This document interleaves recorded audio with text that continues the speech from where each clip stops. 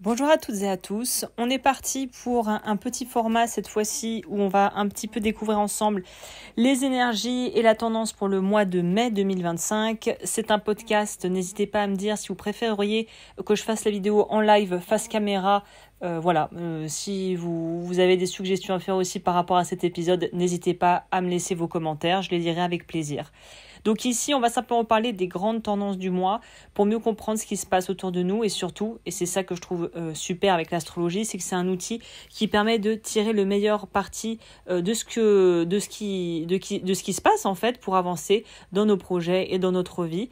Donc si ça vous intéresse, c'est parti, installez-vous confortablement. On va faire en fait le mois en continu pour expliquer, on va dire événement après événement astrologique, ce qui est important pour nous de retenir.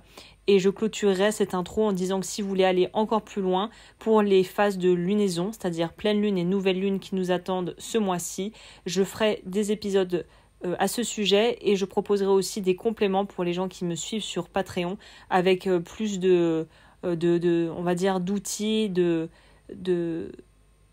pratiques pour pouvoir profiter des lunaisons qui sont des périodes favorables pour certaines choses en fonction du signe dans lequel ça se passe. Mais on y reviendra, donc là je ne veux pas vous perdre avec ces choses-là.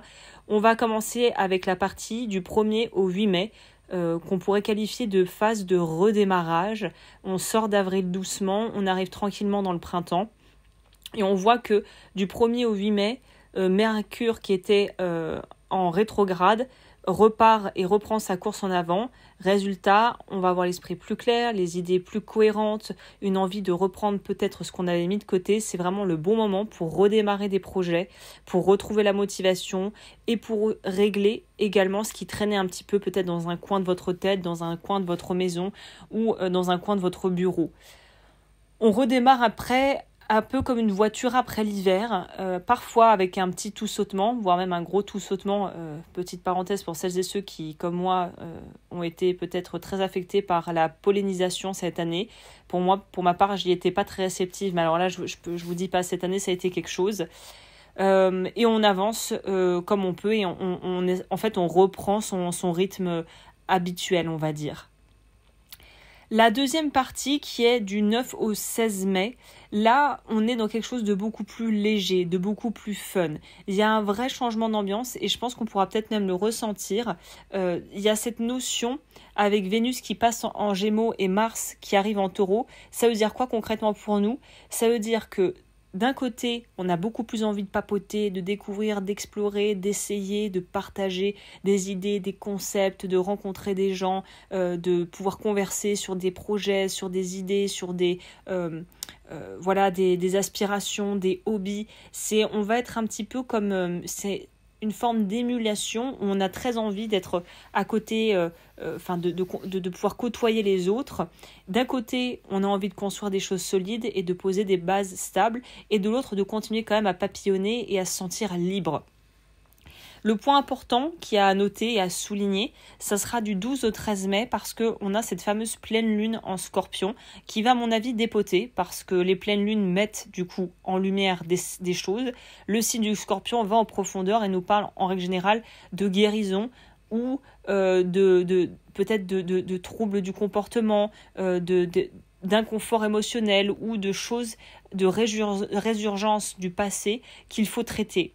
Donc ça va être un moment assez puissant pour lâcher prise, pour vraiment faire table rase du passé, de pouvoir arriver à intégrer, à digérer les émotions qui nous bloquent encore, arriver à repousser ou se débarrasser des schémas qui nous freinent et profiter en fait de cette phase qui est puissante, qui est profonde, qui va vraiment au bout des choses pour planter de nouvelles graines, pour semer de nouvelles graines, mais sans oublier de s'ancrer dans quelque chose de très concret et de très réalisable. En tout cas, c'est souhaitable que vous visiez des objectifs et des choses et que vous viviez des choses qui soient ancrées dans le vrai et qui soient ancrées dans des choses qu'on vit, qu'on ressent, qui nous touchent vraiment en nous, à l'intérieur de nous. Du 17 au 24 mai, on arrive à la phase de ce qu'on pourrait appeler et qualifier de stabilisation. À partir du 17 mai, l'énergie, la mouvance autour de vous, l'ambiance générale va être plus posée, plus calme. Mars qui en taureau continue de nous encourager à avancer doucement mais sûrement. Les taureaux, c'est vraiment che va piano va sano. C'est une excellente période pour construire quelque chose de durable, que ce soit avec un partenaire de vie, un projet professionnel, l'envie peut-être de créer un foyer, voilà, des choses qu'on voudrait voir perdurer dans le temps. Attention quand même aux petites envies de tout contrôler ou de vouloir précipiter les choses, parce qu'ici c'est vraiment l'art des petits pas et des petits pas qui mèneront loin. Je le dis assez souvent dans ce genre de format, de tout ce qui est astro, c'est que vaut mieux aller lentement et faire les choses graduellement que de vouloir aller trop vite et puis finalement de se retrouver dans quelque chose qui finalement est précipité, bâclé, ou voilà, si on peut faire les choses bien, autant les faire vraiment bien. À partir du 25 au 31 mai, donc la fin du mois, on entre dans un nouvel état, dans une nouvelle étape, devrais-je dire, où c'est plutôt curiosité et exploration qui vont prendre le pas. En toute fin de mois, le soleil va entrer en Gémeaux. Donc de toute façon, on va sortir de la phase un peu taureau et des anniversaires taureaux pour rentrer dans le signe du Gémeaux.